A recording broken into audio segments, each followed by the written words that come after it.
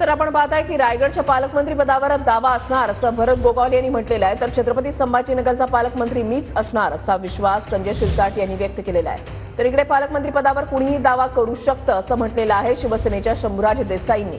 पालकमंत्री पदावरून होणाऱ्या दाव्यांवर देसाई यांनी ही प्रतिक्रिया दिलेली आहे। 2 दिवसांमध्ये पालकमंत्री पदाची यादीही जाहीर होऊ शकते असं शंभूराज देसाई यांच्याकडून सांगण्यात आलेलं आहे।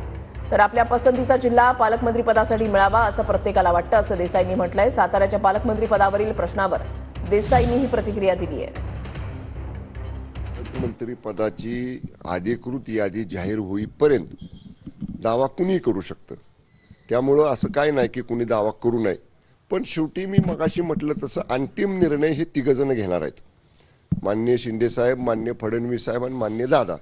त्यामुळं जोपर्यंत आता बघा खातेवाटपामध्ये सुद्धा आपण तुम्ही सगळेजण बघत होता, 2-3 दिवस नागपूरमध्ये सुद्धा 4 दिवस बातम्या चालल्या होत्या, ह्याला हे खातं मिळणार त्याला ते खातं मिळणार।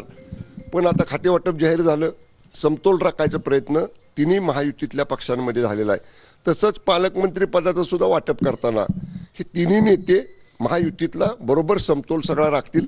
थोडा धीर धरा, कदाचित 2 दिवसामध्ये आपल्याला ते खातेवाटप तुमचं पालकमंत्री पदाची सुद्धा यादी कळेल। प्रत्येकाची इच्छा असते, ज्याला त्याला वाटतं की आपल्या पसंतीचं खातं मिळावं, ज्याला त्याला वाटतं आपल्या पसंतीचा जिल्हा पालकमंत्री म्हणून मिळावा।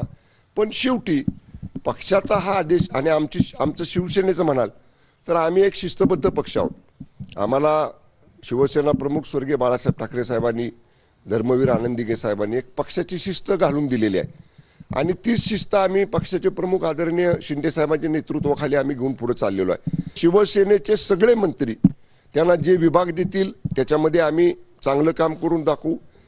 कुठल्या जिल्ह्याचं पालकमंत्रीपद देतील त्या जिल्ह्यामध्ये चांगलं काम करून दाखवू। त्यामुळं हातात हात घालून आम्ही सगळेजण चांगलं